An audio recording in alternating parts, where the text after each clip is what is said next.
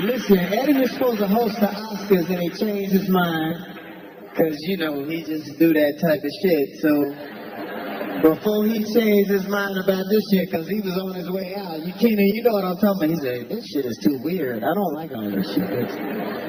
Ladies and gentlemen, before I bring him out, I need you on your feet right now. I need you standing on your feet. None of that 47.5% tax bracket acting shit in here. Let's act like we just got some money in our pockets and we're about to bring out a man who is a legend. He's the reason that Keenan and Chris Rock and Arsenio Hall saying you got your own shit. You're the reason for all of us doing this shit. Eddie!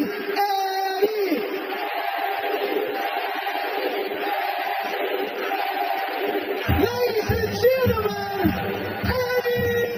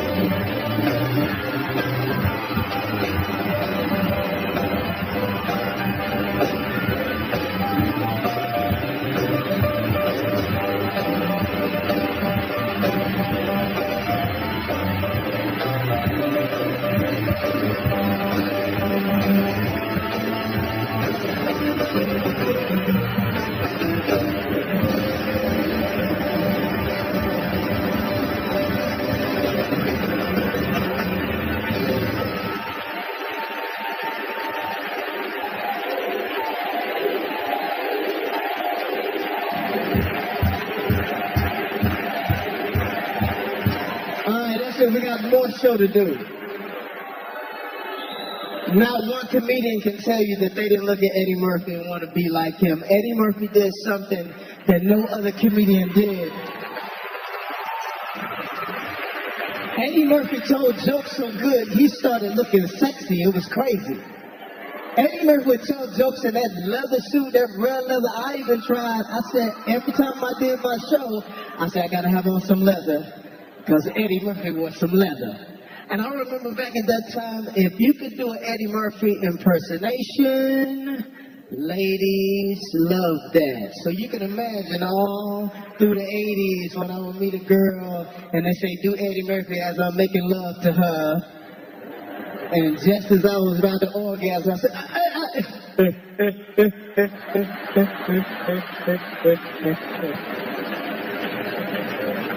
ladies and gentlemen, Eddie Murphy.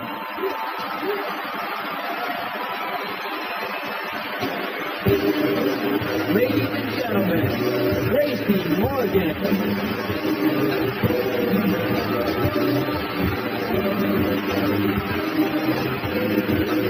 Yeah!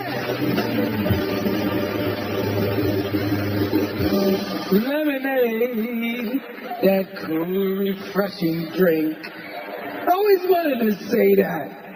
I'm here tonight to pay tribute to my comic hero, Eddie Murphy. Right there. He's the one that made me want to do comedy. But especially when he wore the red and white Pumas, you know? I've seen it. Eddie's the biggest and the brightest star Hollywood and comedy will ever know. A lot of us wouldn't be here without him. We all want to work with him, and we all wanted to be him. And you know that. Now, he was the Michael Jordan and Ali of comedy, the greatest of our generation. I mean that from my heart, dude. You know, you came on Saturday, was always one person in the house saying, he's on! And we was all there, one TV in the house. We was all there. You know, he's so bad. Eddie is so funny. He made the prettiest aunt in my family. He laughed so hard she farted. But those are the standards Ed Murph set. You know, if you're going to come correct. But I'll tell you what Eddie's real legacy is. He made comedy sexy. That's what I'm all about, sexy. You see this? I'm only going to give y'all 2 stretch marks. I don't want to make girls just laugh. I want to get them pregnant. Because you know I'm old school. I don't be pulling out. I'm like prison. When I come in, that's it. And I don't wear rubbers. If you ain't willing to die for it, you really didn't want it. I goes all out, my dude. That's my payoff. That's what it's all about. You matter of fact, he taught me fearlessness, so I'm gonna let it hang out tonight. Stay in shape. That's all right. Don't be ashamed because you want me, ladies. Before Eddie, young men like me, we had to choose between being sexy and being funny. But when Eddie came out with this fine-ass leather suit and delirious, that's when I realized, hey, I could be sexy and funny at the same time. Now I don't have to choose anymore. Now, some of y'all might think that this sexy leather suit in these day and age it looks crazy. But remember, back in 1983, it looked even crazier. So thank God that Eddie had the courage to let his sexy side out. Otherwise, I wouldn't be here right now. So I'm here tonight to give props to my man, my comedic idol, Eddie Murphy. The man who inspired me to become the hilarious, funny sex symbol that I am. I told you I patterned my life after you and Evil Knievel. With a touch of Bruce Lee in there. I also walked in his shoes at Saturday Night Live as a cast member. And I felt honored to walk the same hallways as Chris Rock and Eddie. And if it wasn't for those guys, man, they held the door open for me, so I love them very much, and they mean a lot to me. And I'm here to honor him tonight and pay tribute to Eddie's work on Saturday Night Live. I'm happy, baby. I'm there, baby. My name is Professor Shabazz K. Rahim Abdul-Muhammad. Hi, I'm Buckley. I'm Green. I'm Dion, and you're not. Ladies and gentlemen, hey! I'm a fairy, damn it. I have feelings, too. Got it. What a silly Negro. This is the gummy story, damn it. And the gummy does not say damn it. That's it for my new book entitled, I Wanna Be a Hoe. We interrupt our programming to bring you the following special report. Yes. Get window, break your neck, dead house, I start to wreck. Got no reason. What the heck? Cheer my landlord, cheer my landlord.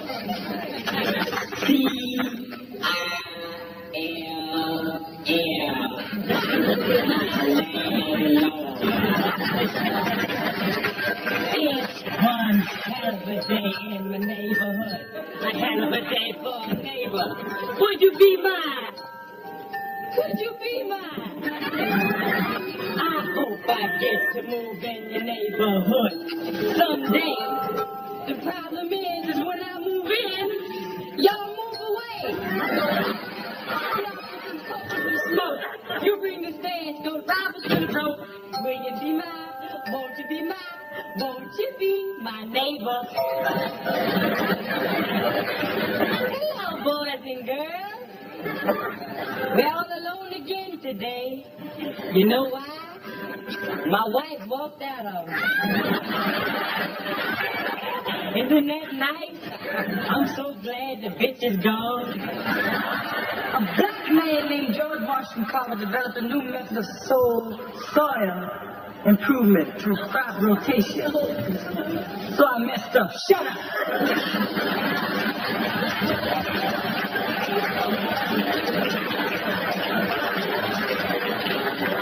Stop talking before y'all make me smile.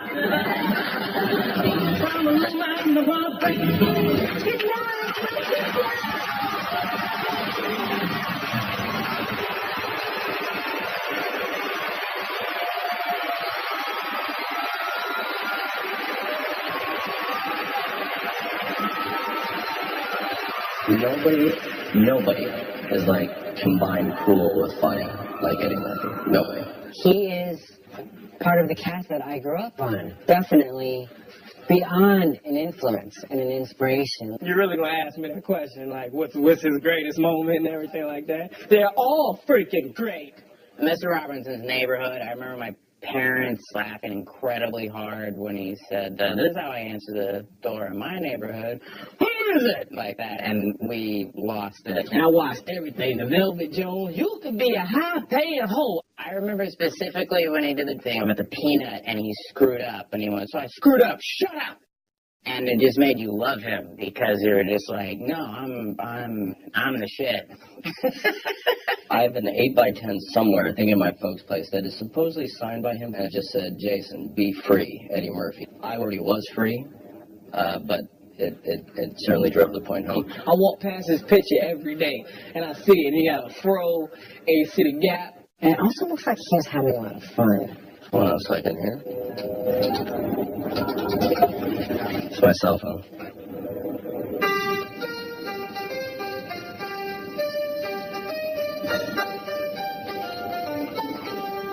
Let me tell you something. Eddie Murphy is the greatest of all time.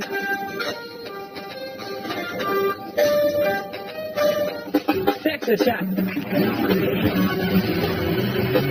He's funnier than us. He's cooler than any of us. He's got more money than any of us. Eddie Murpy, One Night Only is brought to you by the all-new Dodge Dodge. New Rule, Quiznos, Milk Steve, Pep Boys.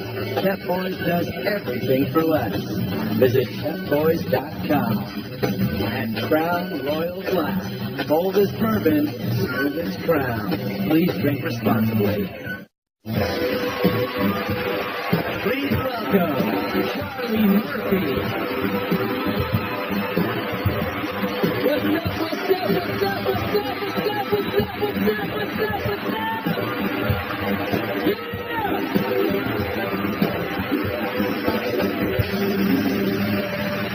How's everybody doing today? Oh, man, well, I am glad to be here, man. I am so glad to be here. I want to say for myself and for my mom who's in the back, and I know she's having a great time. Thank all y'all for coming tonight, man. Thank you. This is a tremendous honor, you know. What I'm going to do tonight is I'm going to take y'all back, because, you know, everybody in here is kind of familiar with, you know, Eddie's career, you know. I'm sure of that. What y'all ain't familiar with is the fact it was a career before that. The Eddie Murphy as a kid, the Eddie Murphy, the brother. Because people ask me all the time, what was it like growing up with Eddie Murphy? And I always say, just like it was growing up with your brother. But that's not the truth. See, it was different. See? I remember when he was a little boy, him looking at the TV and saying, when I grow up, I'm going to be on that. And when he said he was going to be on that, there wasn't nobody black at the moment on television.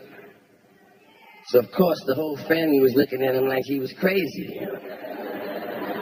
We didn't know, see? He was already a comedic genius in the making. We didn't know what was in our midst.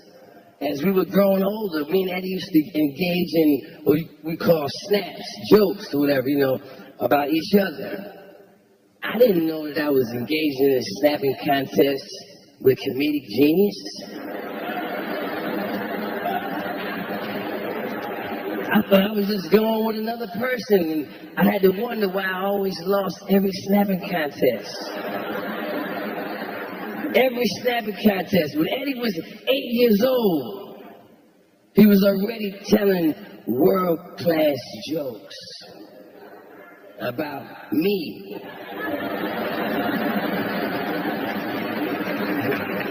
We have a little rivalry. Because people always ask, is there a rivalry between you and Eddie? Yes, there is. We always are going back and forth trying to figure out who has the biggest nose. Every time the Streets of San Francisco came on, I would be pissed off because I knew when it went off, he was going to ask me the same question. How much did that man pay you to rent your nose?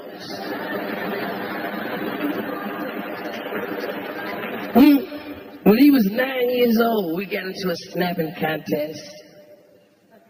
And I'll never forget, he told me, my nose looks like an upside down Black Power symbol.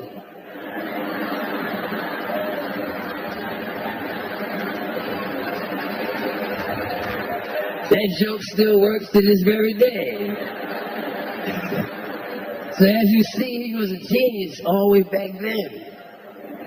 My brother knows that I love him because I told him that many times before. But my problem has been, you know, because of the man he's become, I never felt that I was able to say it quite loud enough. So I want all of y'all to help me right now. I want all of y'all to stand up.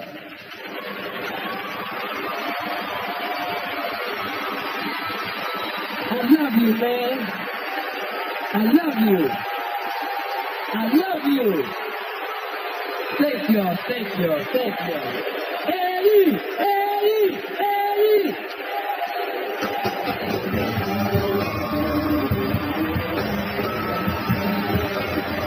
Ladies and gentlemen, Adam Sandler.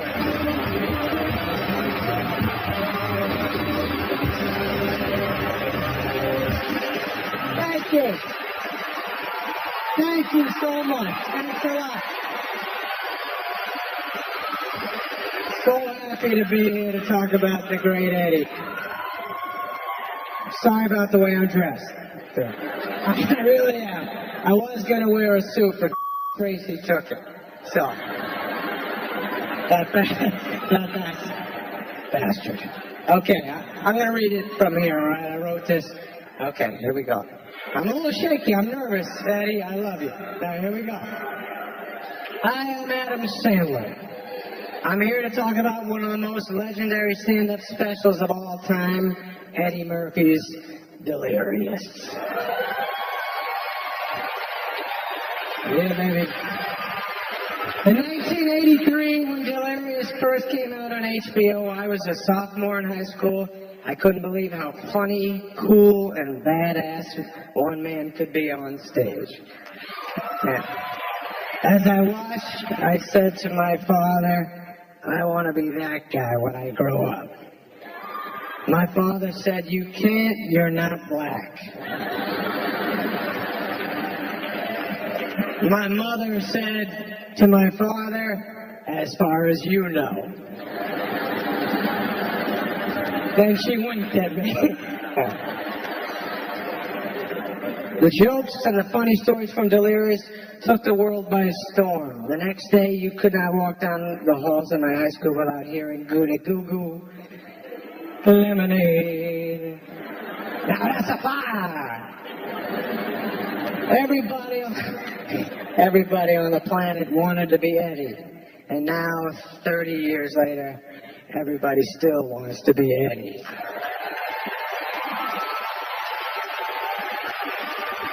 He's funnier than us. He's cooler than any of us. He's got more money than any of us.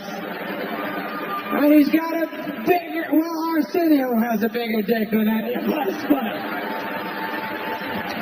but he still got to walk around with those BT fingers. You heard me, Arsenio.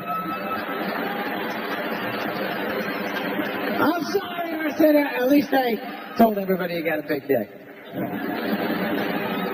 Rock told me, by the way, Arsenio. All right. But back to me wanting to be Eddie. The truth is, I wanted to be Eddie Murphy so bad that I tried to do everything he did in his career. I started doing stand-up at the world-famous comic strip in New York City like he did. I got on Saturday Night Live like he did. I got the same manager like he did. And then when I became a big star, I fired the same manager like he did. And, I love you, Richie, and so does Eddie. But that manager actually said to me the same thing he said to Eddie, but he changed the racial slur to an anti-Semitic slur. So now look at Eddie.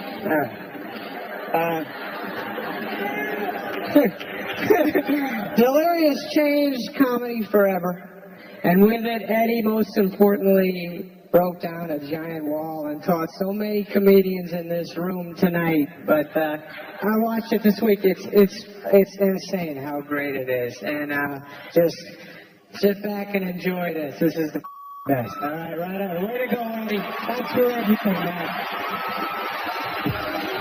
Eddie did it such a way. He broke a lot of rules. That was rock star comedy. I've never seen that like it since today. Lord, my friend, how would you like to me up the ass? I know you want to me, Lord. And you know that I know that you know that I know that you want to. Now I want to bend over. And when I do, start.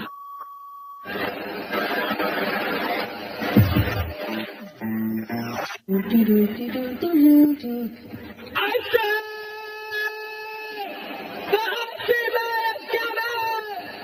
the ice cream man, go ahead in. I want this over here, and a toast on by my father, and give me this ice over here, and banana cone. Thank you, ice cream man. Thank you, ice cream man. Thank you. You get your ice cream. I get my ice cream. I remember I get my ice cream. And I didn't eat it. I sang for a little while. I have some ice cream. I have some ice cream. I have some ice cream. And I'm gonna eat it all. I'm gonna eat it all. The ice cream be running all down your arm and shit. Yeah. I see. No, only one kid on the side didn't get no ice cream. The kids don't care. They go, You don't have no ice cream. You didn't get none 'cause you are on the welfare. You can't afford it. You can't afford it. And his father is the alcoholic. Get some ice cream. You want to eat some of my ice cream? Wait, wanna lick? Right. You want some ice cream? You want some ice cream? I'm going to eat all of my ice cream. You cannot have some. You can't.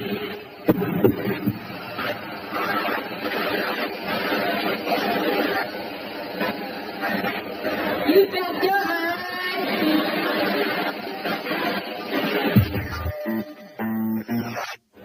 and my pops be up every 4th of July, man, every cookout.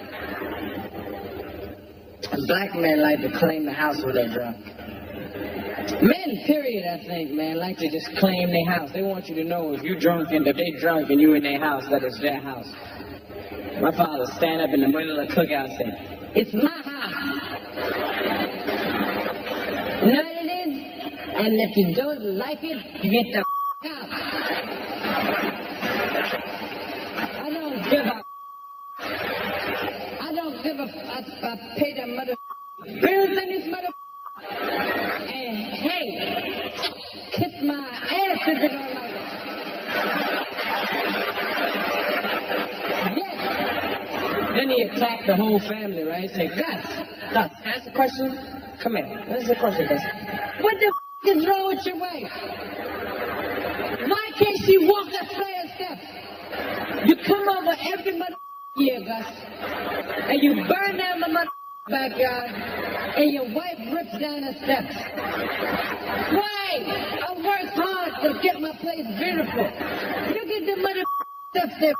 Up, Gus. Why can't she walk a step? You know why your wife can't walk a step? Because she's a fat, hairy bitch. That's why. But you know what it is, Gus? I figured out about your wife. And I'm going to say it, and my wife, I'll give what my wife said she can shut the up. I'm going to tell you something. I figured out about your wife. I know where you met your wife. You told me you met your wife 15 years ago on a camping trip, and that your wife was Puerto Rican? Your wife ain't no mother Puerto Rican. I thought she was when I first met her, Gus. Because I walk up, I said, hello, it's good to meet you. My name is Vernon. And she said, hello, I'm Bunny. Goonie Google. What the does Goonie Google mean? I don't know what the that shit is to this day. I thought I'd learned some new Spanish shit. I went up to my friend, hey, Sanchez, Goonie Google. And Sanchez said, get the out of here. So I've been walking around for years confused, and I finally figured out about your wife, where you met your wife. You didn't meet your mother wife on no camping trip. Your wife's a Bigfoot, isn't she, Gus? Your wife is a Bigfoot, isn't she? That's why the bitch mustache is so mother thick. But you shaved the bitch down and taught her to speak. I know a mother Bigfoot when I see one. Don't bring a Bigfoot in my home, Gus, with my children. The bitch can't talk, she can't walk a flight of steps. She's not trained well, Gus. She cannot walk steps. I bet she climbed the out of a tree, though, don't she, Gus?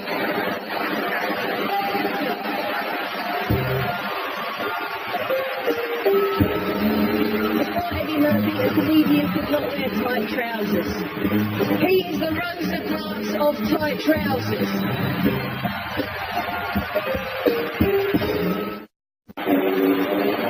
And now, Samuel L. Jackson.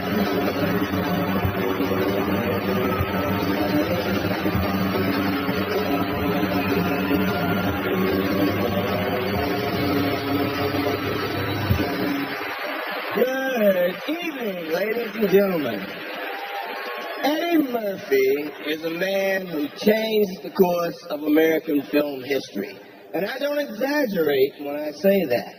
He did it in 1987 when he gave me, Sam Jackson, my first speaking role in a major film, and thereby launched my career. If it weren't for Eddie, we might not have all the wonderful films that I've made. It all started right here in a groundbreaking, dramatic role.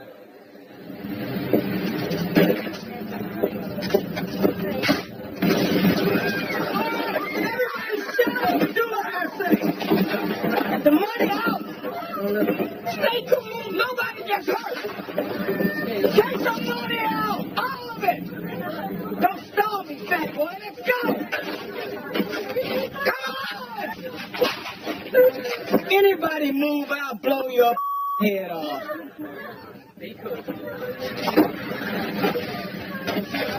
Come on. Stop stalling. Come on. Don't stall me. All of it. Excuse me for a moment.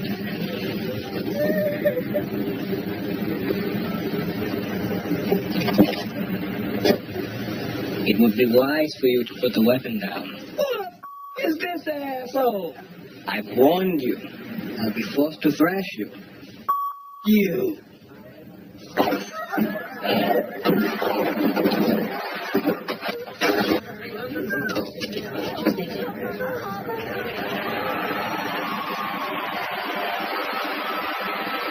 I wish I could tell you some funny story about how I was first introduced to Eddie and the Coming to America set, but actually, I never was.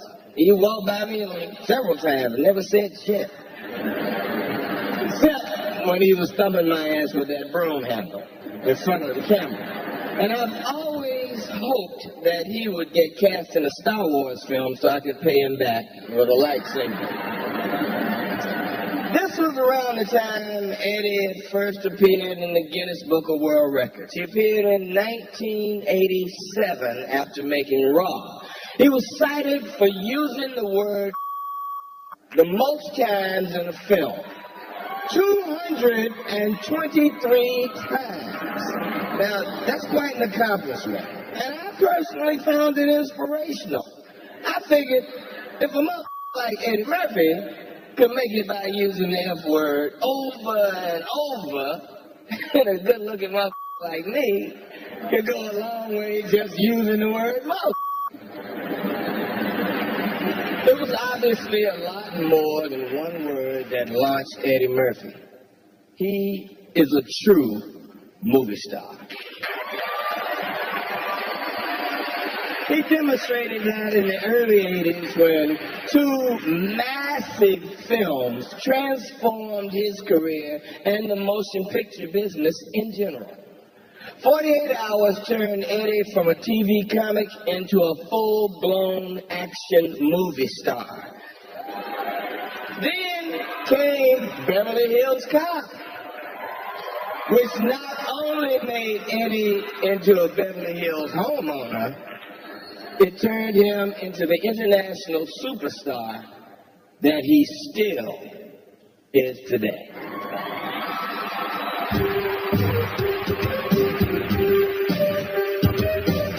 Don't you think I know that if I was some hotshot from out of town that pulled inside here, I'd be the first one to get a room and I'd be upstairs relaxing right now. That's in town to do an exclusive interview with Michael Jackson. I was going to call the article, Michael Jackson is sitting on top of the world, but now I think I might as well just call it, Michael Jackson can sit on top of the world, just as long as he doesn't sit in the Beverly Palm Hotel, because there's no niggas allowed in there.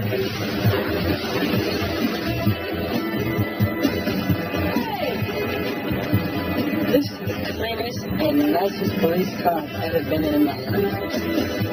I stayed for a while because I ordered some pizza.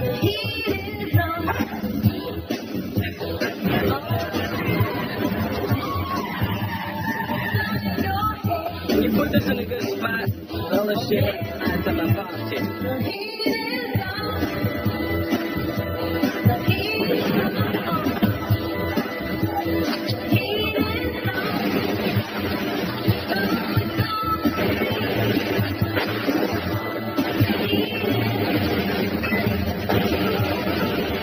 Fall with a banana in the tailpipe. You should be more natural, brother. Look, man, I ain't fall up on no banana in my tailpipe. See, you're a natural product.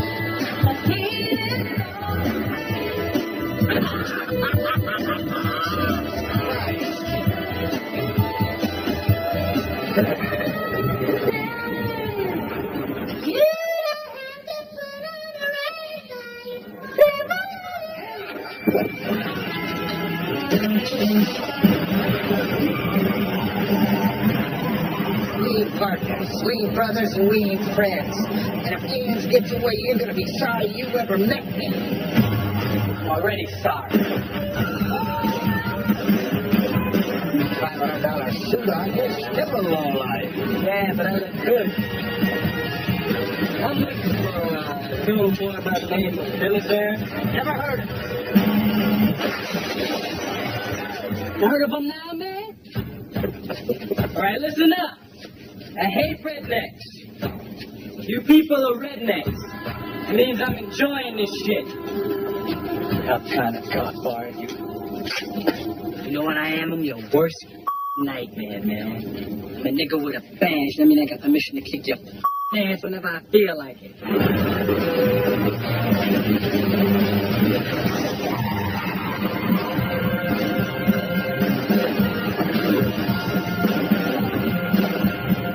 Luther, I'm sorry about the door, man. That hurt. It looked real painful when you slammed into it.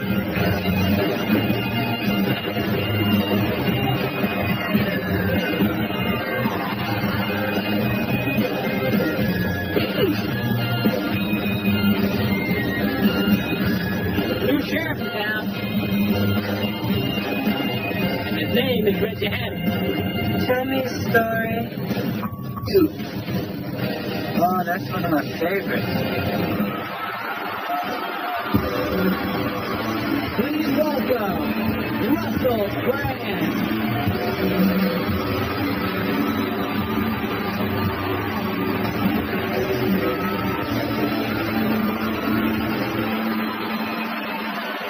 Good evening, everybody. Yes, good evening, thank you. I've come here from England to honour the great Eddie Murphy. Eddie, thank you. I'm honoured to be incorporated here. As an English person, I'm automatically the most white person that will be involved in these proceedings, and that is an additional honour. I've never worked with Eddie. I'm simply a fan that has come here to say nice things. When I grew up in England, I was like, you know, a child. This isn't a necessary detail, as a matter of fact. But the most famous people in the world was Eddie Murphy, Mike Tyson, Michael Jackson. I thought that America was just a powerful country of incredibly talented black people forcing extreme talent onto the earth. I met Eddie recently. I have never been more honoured to be called a mother. He said, "You're a funny mother." Eddie, these are the things that I want to say to you. Oh man, you're incredible. I was allowed to get into Eddie Murphy's house recently. There was a lapse in security. I got right in there. It was amazing. He lives in a castle. And where else ought the king of comedy live but in some glorious palatial home? He had bowling alleys in his basement.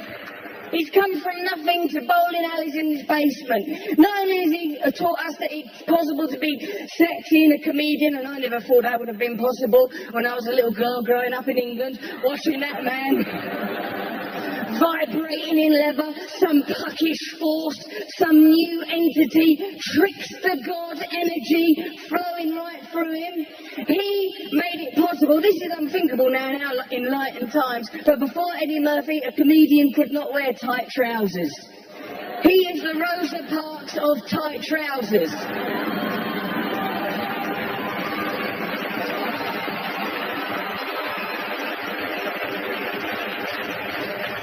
I'm very, very honoured to be a part of this.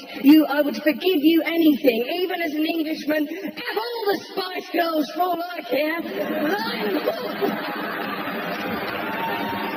There's not enough Spice Girls in the world. We are in the company of a great man tonight. Let's celebrate him, let's honour him, let's look forward to more Eddie Murphy movies, and that's enjoyment, beam love right at him. Let's have a look at Trading Places.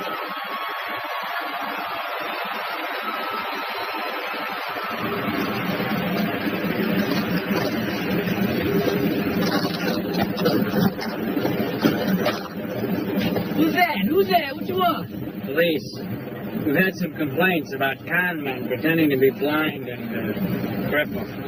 Oh, I'd love to help you, man, but I ain't seen nothing except on that landmine in Viet Cong back in 72. It was rough. That ain't... You were in so were we.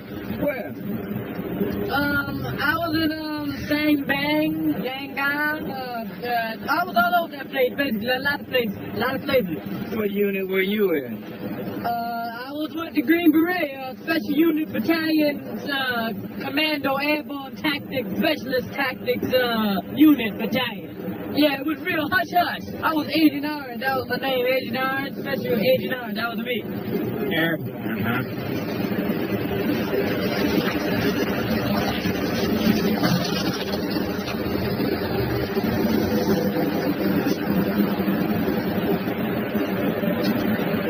I can see! I have legs! I have the whole shit! Look at this! Man! I can walk! Jesus! Praise Jesus! I appreciate this! Oh, this is beautiful! I can't believe... Thank you! I don't know what to do!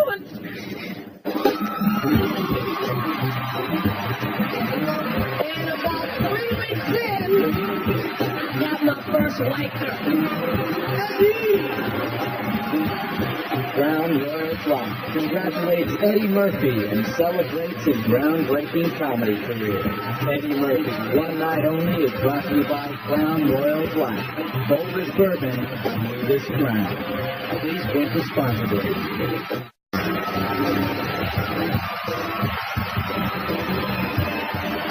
Ladies and gentlemen, Chris Rock.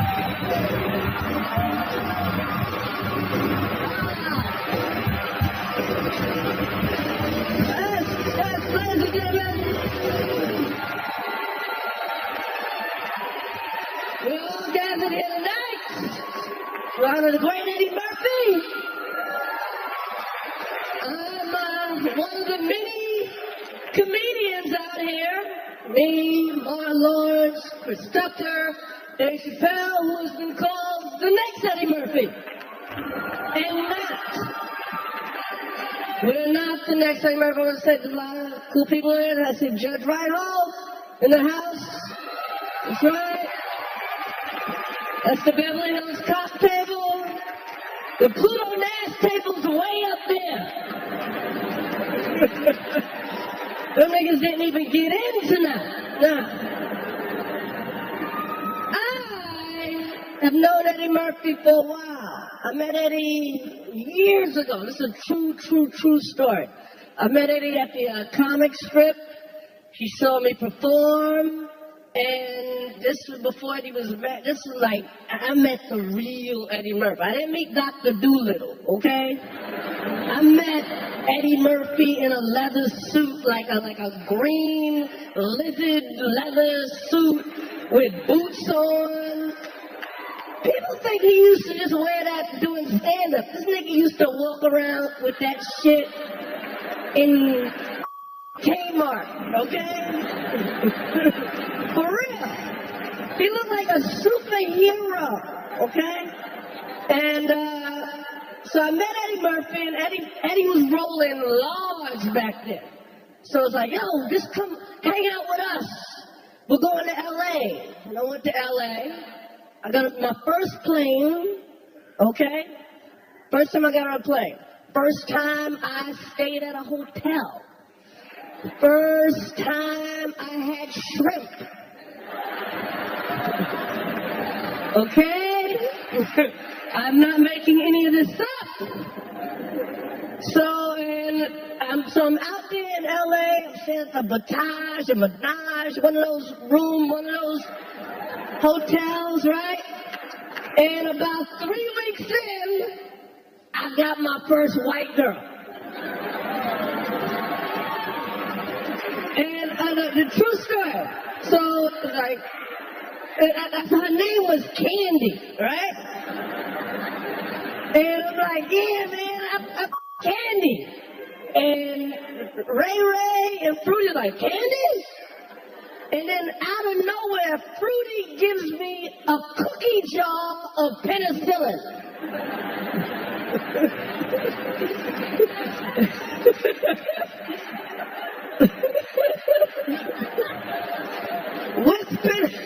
This is before he eats anything. That's how they was rolling. Cookie jar of penicillin. So, yes. Anyway, years later, I have my own career, and I'm on Saturday Night Live. And they hired me. They hired me thinking, the next Eddie. Boy, were they disappointed. But one day Eddie comes to visit me. This is so embarrassing. He comes to visit, like, I didn't know he was showing up, and he shows up. And not just to visit me, but visit the show. And he comes by my office, and I still had my Eddie Murphy poster up in the office. And Eddie's in my office wearing the suit from the same suit from the poster. So how gangster could I be? All right, I'm going to introduce this clip.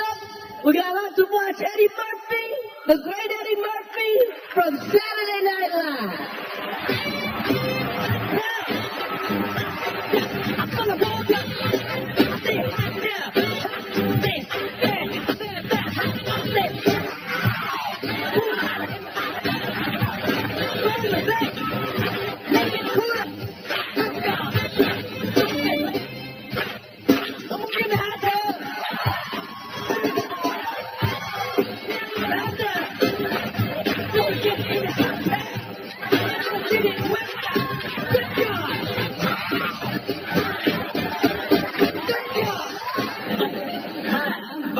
Remember me?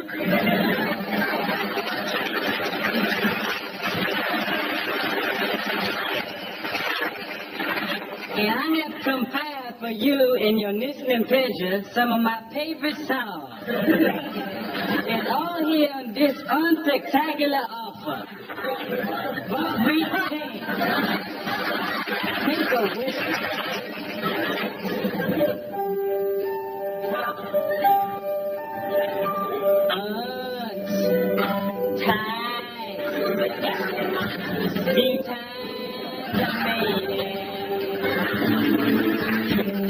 Yes, they're all here.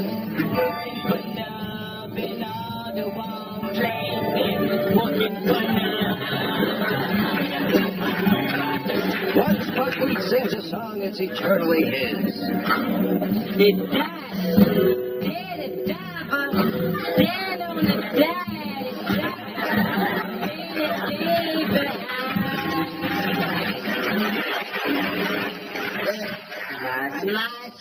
you don't even know the words.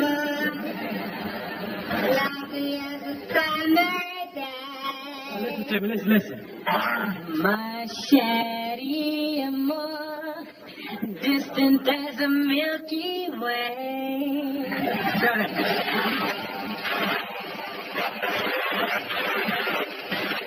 My shady more pretty little one. You're the only girl my heart beats for. How do you work my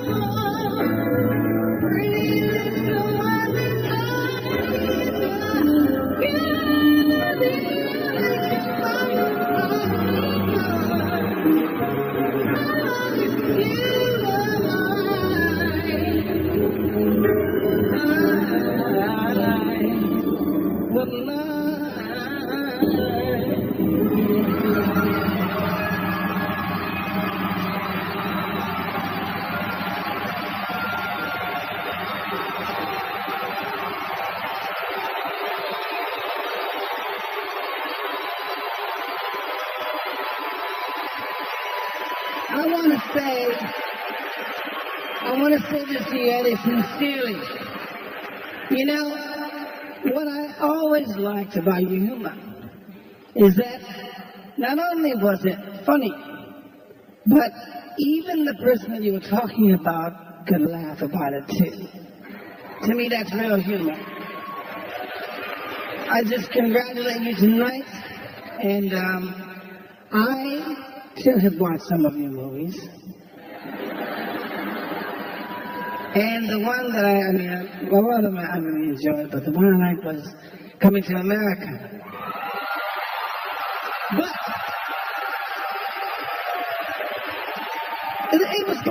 because there was a song that you did that I liked as well as a little boy. Not too much more younger than you.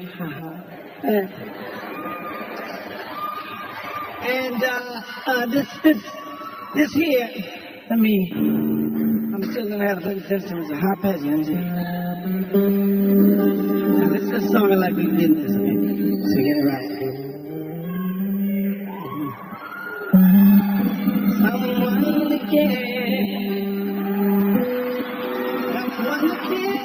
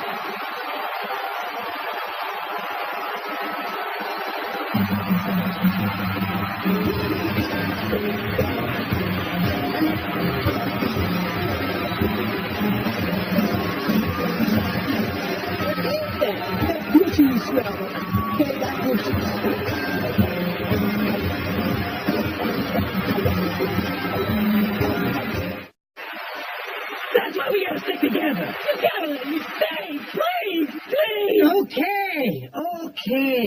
The one night only. What do you do? Now this is gonna be fun. We can stay up late swapping manly stories, and in the morning, I'm making waffles. The CEO of DreamWorks Animation, Jeffrey Katzenberg.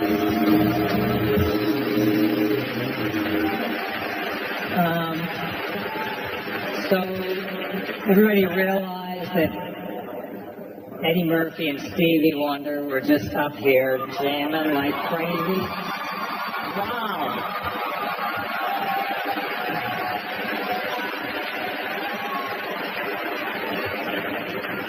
And I have to follow that shit? What is up with this?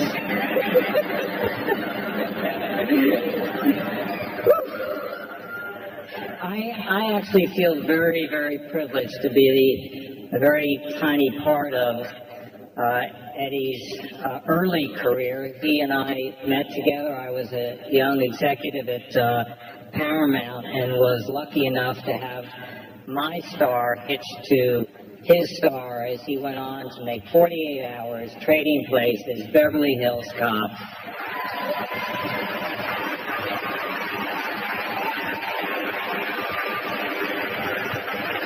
So when Shrek came along and I heard about this character Donkey, I knew we just had to get Eddie.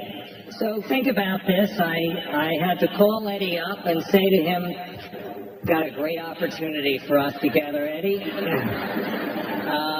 I'd like you to play a fast-talking, music-crooning, crazy-making, talking donkey.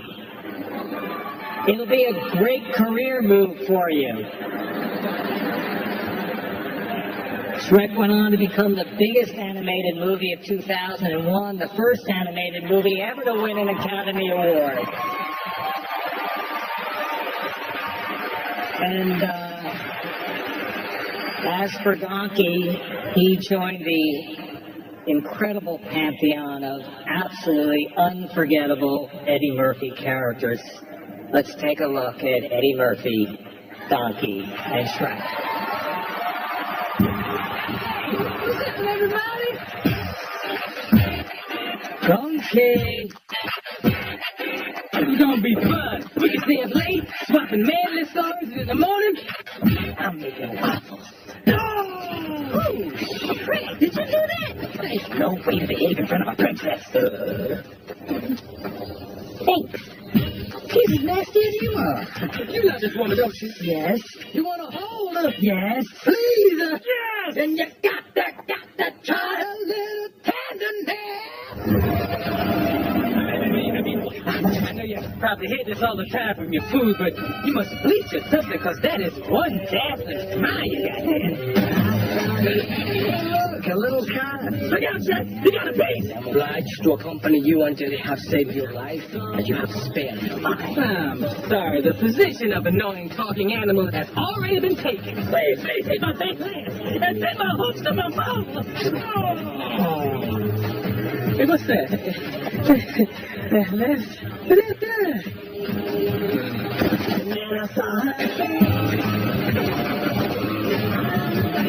Don't look down.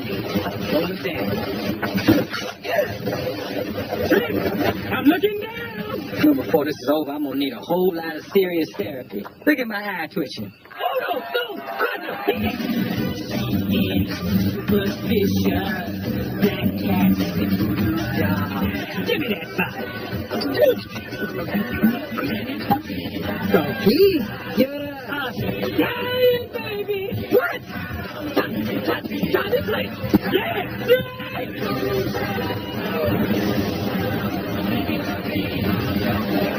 I'm a donkey on the head.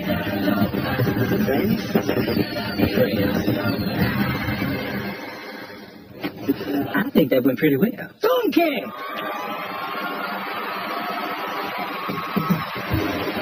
Ladies and gentlemen, Keenan Ivory Wayans.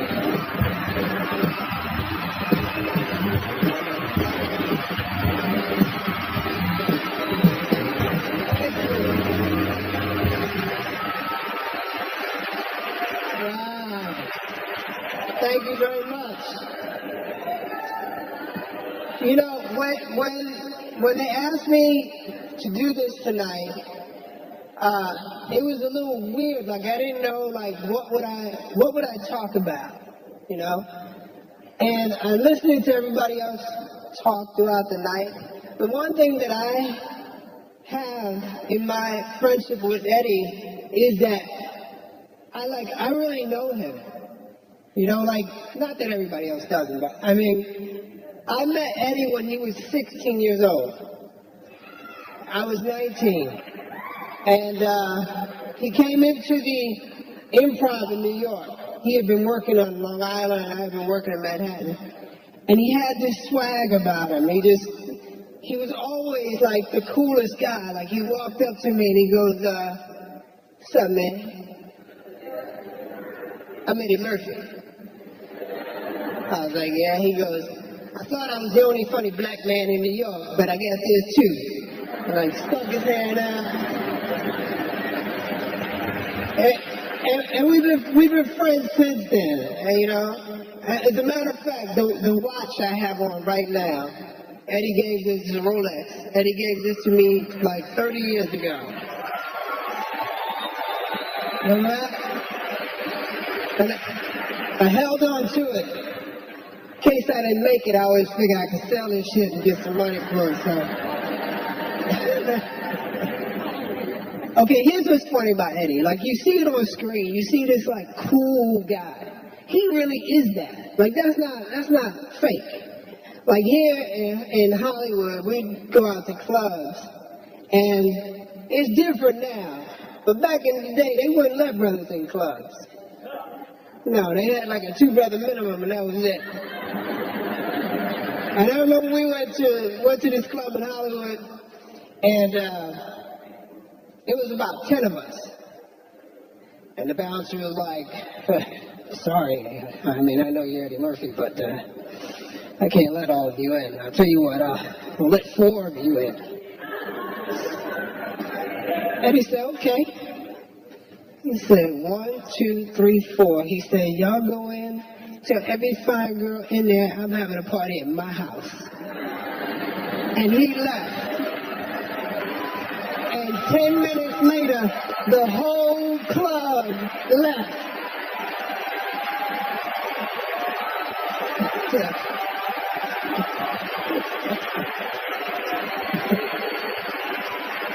We went back the next week, and there was 20 of us.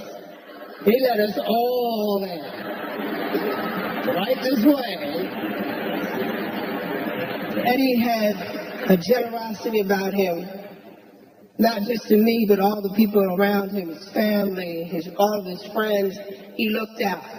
And as a friend, I've been truly blessed to know him and to be a part of all of his success. It's funny, when you are somebody's friend, you're so busy living life, you don't get to observe it. And that's the beauty of tonight. It's like, this is one of the first times I sit back and I go, wow, my friend did all of that. You know what I mean? And I was there. You know, I was right there watching it happen. You know? So I just want to say how much I love you. Appreciate you as a talent, as a man, but more than anything, as a friend.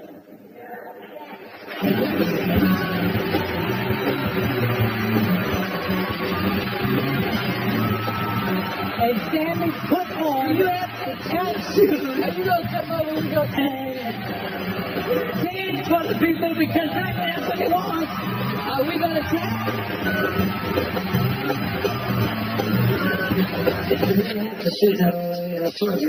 Figured she was trying to kill me. She wasn't trying to kill you. She's just trying to screw you. That's bullshit. The bitch pulled a razor out and was gonna cut me with it. I usually kill somebody over some shit like that. I didn't want to talk about it no more.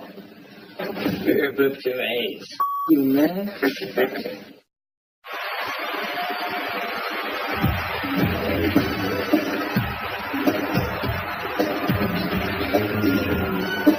I hope you don't mind me coming over and sitting down. But I've been watching you all evening. And I want to tear you apart. And your friend too.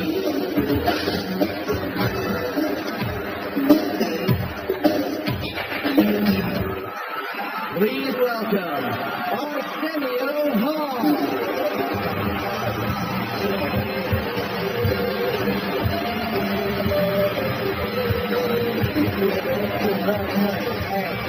Thank you.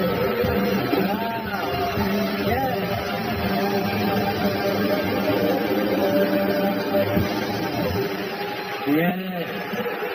I know you. You're the you man. So much great material, right? Wow, what can I say that hasn't been said already? Probably nothing, so I'd like to talk about my penis for the next 5 minutes.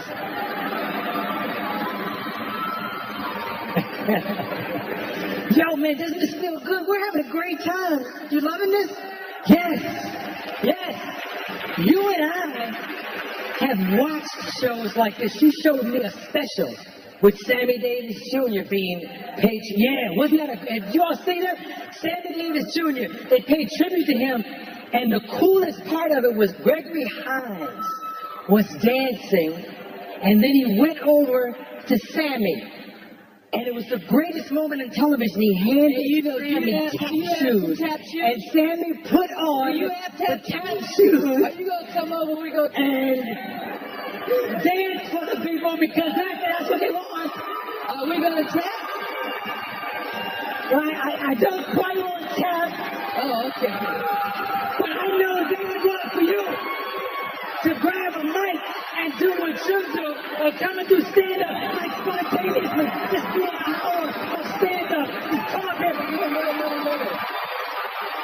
That would be safe. It's so, Eddie Murphy. Wait, he got something else to say. Wait, that's the obvious choice. Wait, I'm sorry. That's the obvious choice. Now look.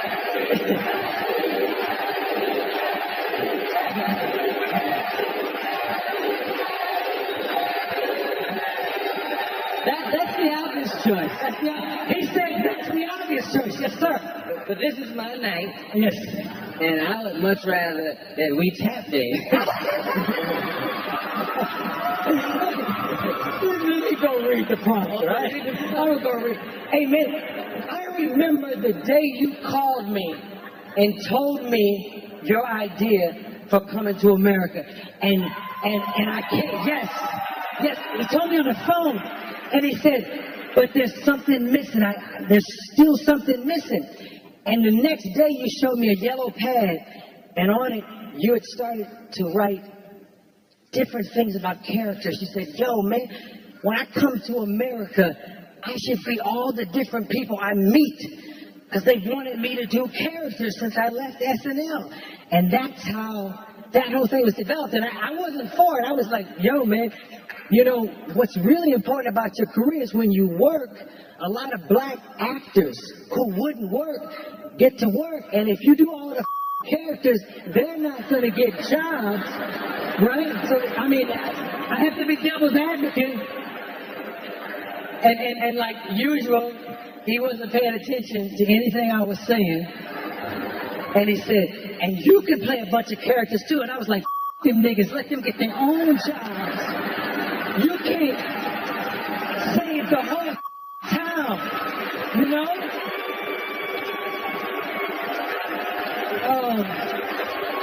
Let's do this and be everyone in America. Yes, indeed. The truth is, no one plays multiple characters better than Eddie Murphy.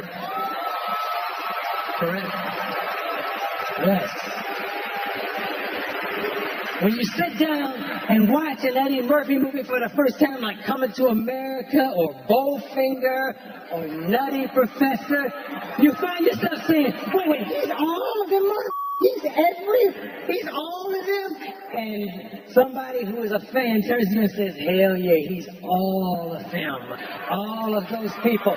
You're about to see an amazing montage of 19 different characters, all played by the amazing Eddie Murphy.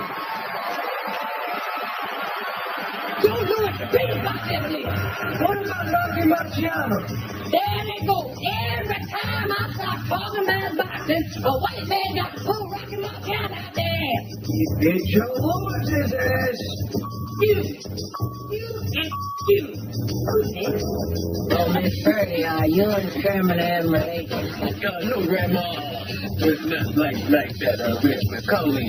Me and Grandpa was trying to eat. Next thing you know, he's on top of me in the shed, pumping and sweating.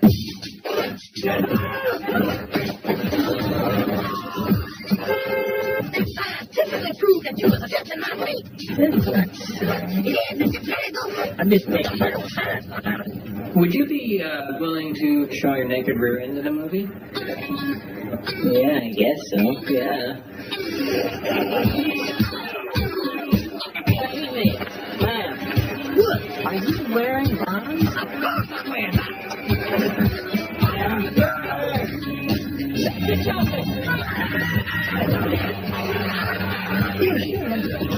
I think I do remember hearing something on TV about colon cleanse. They say everyone should have it. You want your colon clean? Right, I'm gonna clean mine.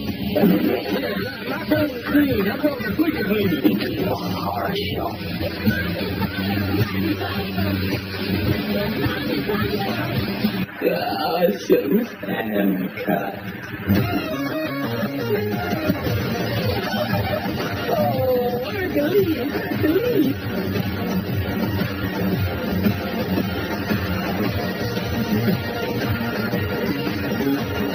Okay, if you want to try it, then you want to start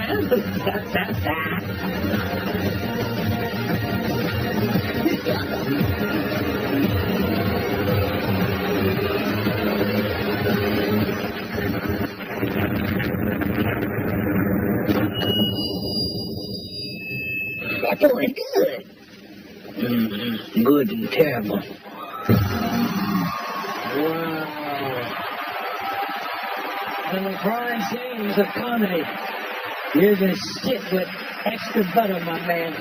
God bless.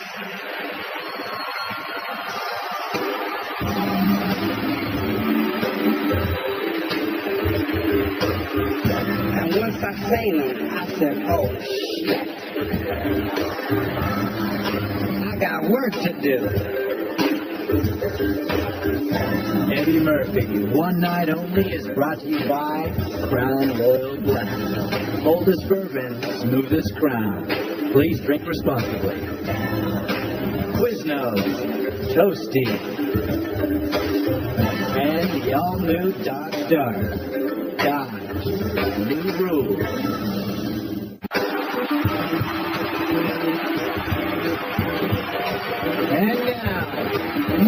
rolling.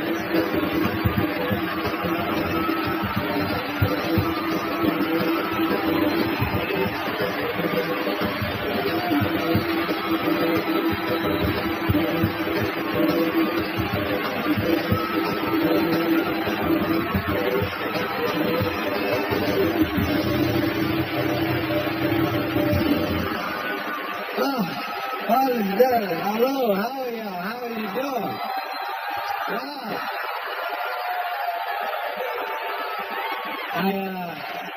I remember the first time I ever seen Eddie in concert. He was at the Richmond Coliseum, and I was living in Maryland. I was a young comic. I thought I was hot. I just knew I was doing my thing.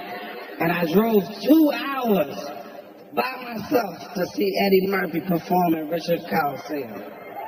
And once I seen him, I said, oh shit. I got work to do. So I drove all the way back by myself, just in days, just doing this shit. I said, I can't believe it. I said, this has got to be the baddest man I ever seen. Then I got an opportunity to meet him. I said, I got a chance to meet my hero, the man. I seen him in a club, and I walked up to him, and I said, hey, Eddie Murphy, I'm a big fan. I just want to say hello. I was wondering if I could take a picture with you. And in true Eddie fashion, he said no. Do you remember that? You don't remember. So I took a picture with Robert Townsend.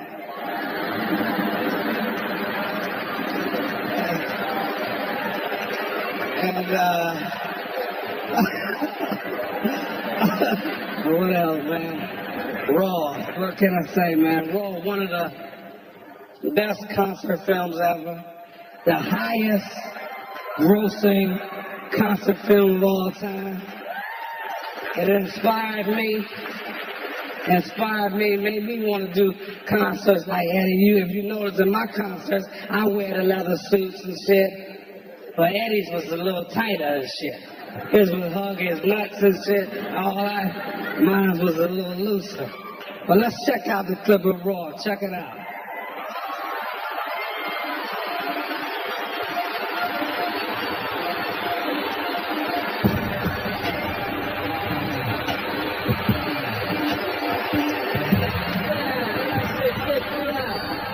You watch the Bill Cosby show? When Bill Cosby chastises you, you forget you grown. You feel like one of the Cosby kids and shit. I would like to talk to you about some of the things that you do in your show. I was so mad, I called Richard Pryor's house up and I said, yo, Richard, Bill Cosby just called me up and told me I was too dirty. Well, tell Bill I said have a Coke and a smile and shut the up.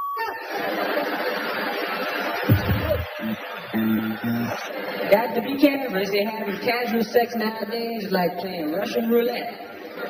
And I know I've thrown my dick on the crack table many a night.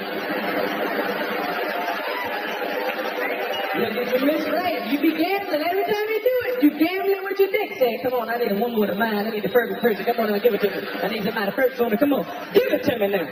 Oh, shit. Fat buck two fish. No, give my dick back. No, give my dick back. I'm gonna keep rolling. I got one more roll in it. Come on, here. I want the perfect woman now. Come on now. I want somebody with a mind, intelligence, a nice ass, and a body. Give it to me now.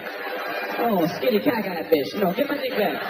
Give my dick back. Come on now. No, so be quiet. I'm gonna keep rolling. I know I just got my last roll. Come on now. This is the last one. This is one for me. Come on, Miss Frank. Miss Frank. Hey, blow on this for luck, please. This is my last roll. Come on now. Here we go. Come on. Give it to me now. Oh, shit. Herpes. I cracked out. My dick is ruined.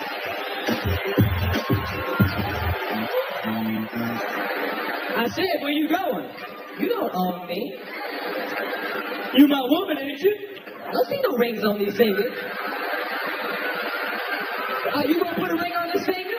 Well, I will. Then you don't own me in, okay? First of all, let me take that. I don't give a who you are, what you have, okay? You got a whole lot of nerve to come outside and ask me where I'm going. I come and go about things. I don't ask my father. I ain't gonna ask you no man either. Ain't no man gonna tell me where I go. I come and go. You got a whole lot of Look, who the hell you think you are anyway? Come and ask me where I'm at? Nobody owns me. I own myself. I'm my own person. And we hear all that shit. Okay. And where you gonna be? I'ma be where I'm at. You don't own me. You don't. You don't own your woman. Wait till you go put a ring on my finger. That shuts you right up. You say, okay, but you don't. I know you spend a lot of your money on your woman, and I know you go to the movies, and you go to get the ice cream and the candy and the flowers and the anklets and the bracelets and to help her get some clothes, and you spend all your money on shit you would never spend it on, but you don't own her. Just theoretically, that pussy's on lease.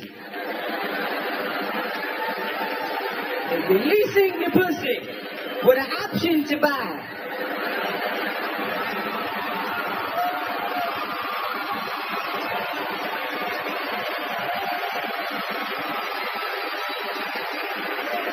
Eddie Murphy, man. True king of comedy, man. You are a blessing to us, man. For us to have you. And just to, have this time to let you know. And for me to be a part of it, to honor you, you more than deserve it. It's well overdue. And I told you when we were doing life together, I said, hey, you got a friend for life. And I mean that, and I love you, my brother.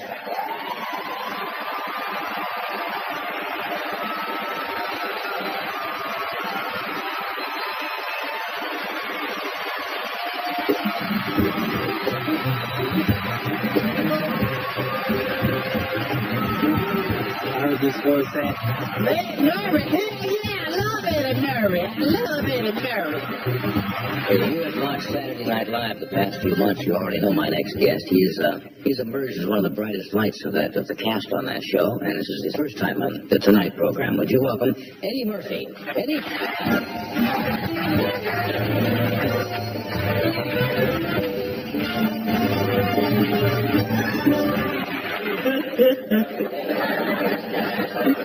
I'm gonna quit show business. Making my announcement. I'm gonna become a Secret Service man. It's the truth. Because they have no black Secret Service men. And we would make better Secret Service men than white people, truthfully. Because we're more menacing. Yeah, see, we have a different rhythm to us. We see somebody that looks suspicious, we just walk over to the guy and say, excuse me, man, you crowd, Mr. President.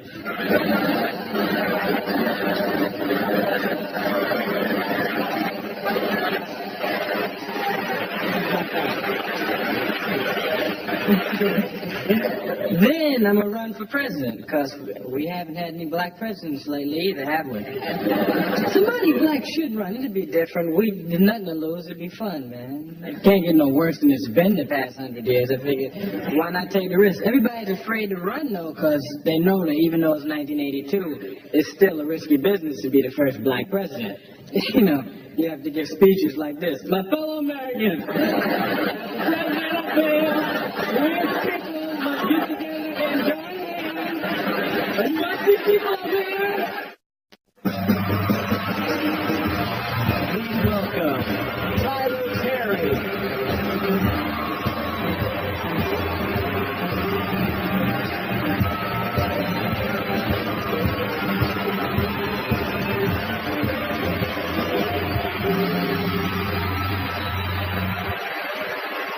Good evening, good evening, good evening. Mr. Eddie Murphy, Mr. Eddie Murphy.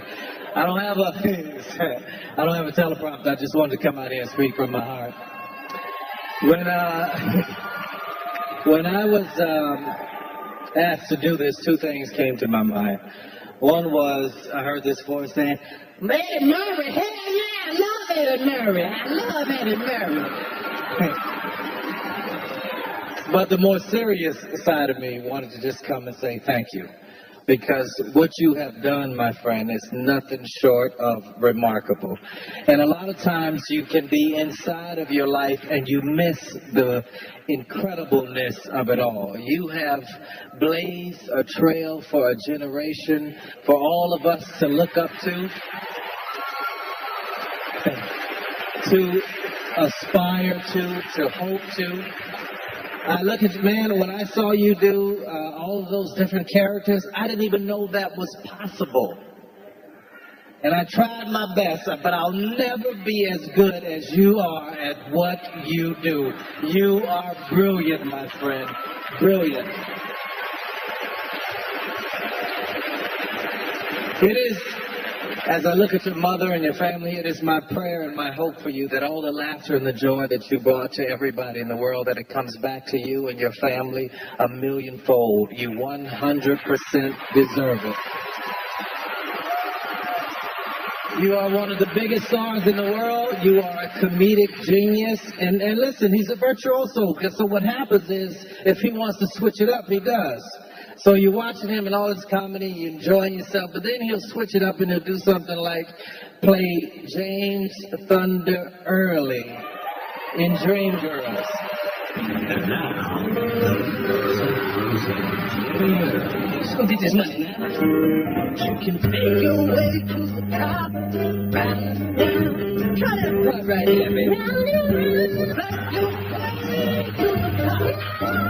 When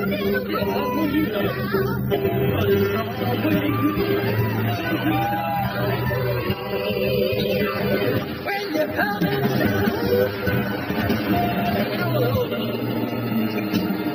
Hey, Curtis, this is supposed to be your night, right? Let's have some happy times, right? what the hell's he doing? 1, 2, 3, hit me! Pop it out of me! Yeah, bass man! Come on up! 1, 2, 3, ladies, thank you so much. Let your feet, baby. Exactly what would you like Jimmy to do for you, baby? I warn you to lay off the woman that you work with. We got time to go out and find them. I'm always working, baby.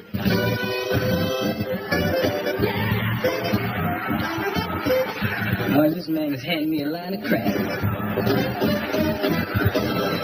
Hey, Curly, rock with Jimmy Curly. Got a hole in the hill.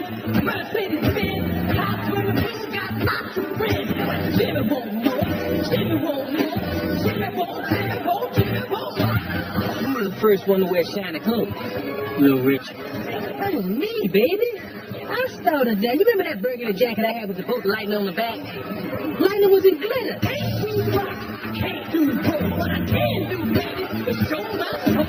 Jimmy got soul, Jimmy got soul, Jimmy got.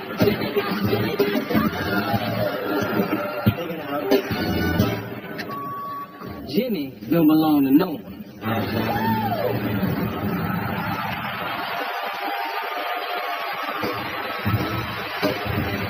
Please welcome Rex Ratner.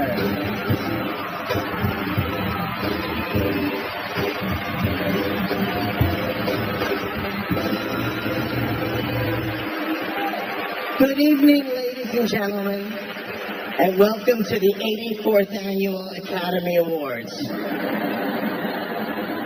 Oh, I'm sorry. My bad, Eddie. I'm sorry. My bad.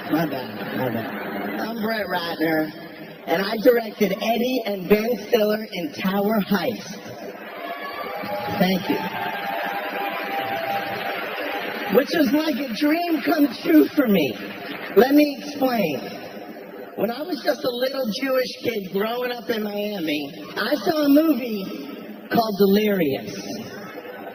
I had never seen anyone as funny as Eddie before. He made me want to be a director just so one day I could work with him. And then I saw the movies, guys. I saw 48 Hours. I saw Beverly Hills Cop. But the one thing that inspired me more than any of the movies, more than the stand-up, more than anything else, was this.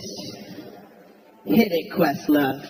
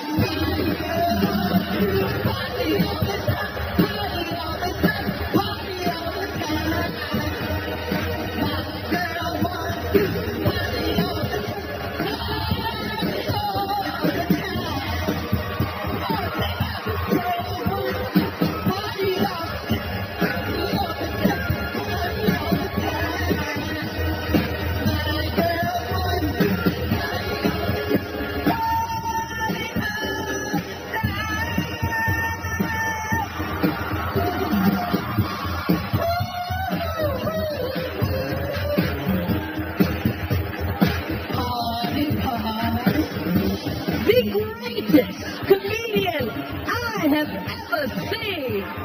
Ladies and gentlemen, the one, the only, Eddie Murphy.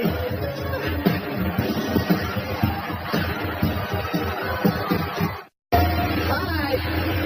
Before we wrap up the evening, I gotta say one thing. We see Eddie Murphy in movies. We see him on, do stand-up. We see him on Saturday Night Live. But people don't realize Eddie is actually funny off stage. People don't realize that every time there's a fight, there's a party at Eddie's house, and all the baddest comedians in the world get together, and people always go to me, who's the funniest one? And I grudgingly go, Eddie's still funnier than everybody. And here's my favorite Eddie story. Eddie, me, way before I got famous, I think it's Keenan, Arsenio, and 20 black guys at the China Club. A white girl runs up and goes, Eddie Murphy, I love you. You're my favorite of all time. I've never kissed a black man before. Please let me kiss you. May I please kiss you? And Eddie looks her in the face and goes, well, you can't start at the top. You gotta kiss one of these broke niggas first.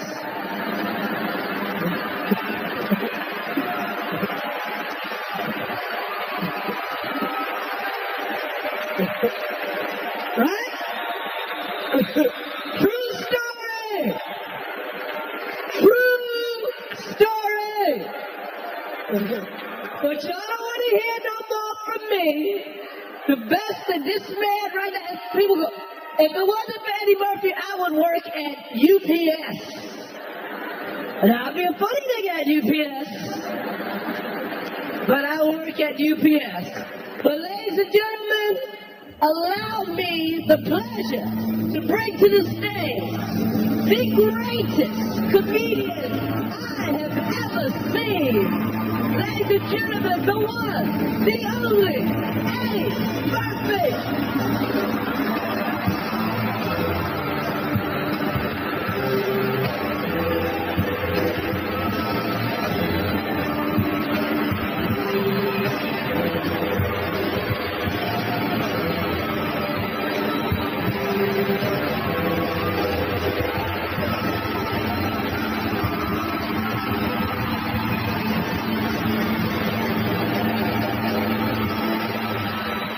Thank you so much. Thank you.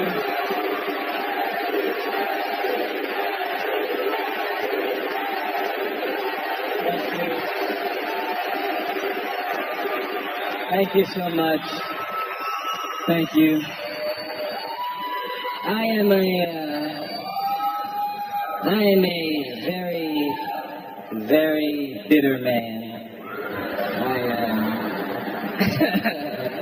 No, and to touch me is really a hard thing to do. I don't get touched easily, and I'm really touched by this everybody coming out and being so nice to me, and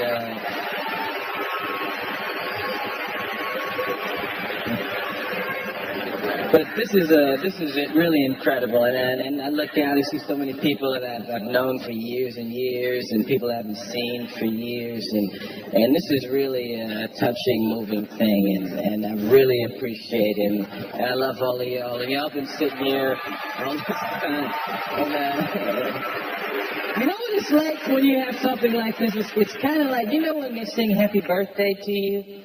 It's like that for like 2 hours, somebody singing Happy Birthday. You just keep hearing people say, Eddie, it's so wonderful, Eddie, and I am Eddied out. I'm Eddied out. So I know how y'all must feel, but thank y'all all for coming out and being patient, and I love y'all, and thank you. Appreciate it. Thank you for a wonderful night.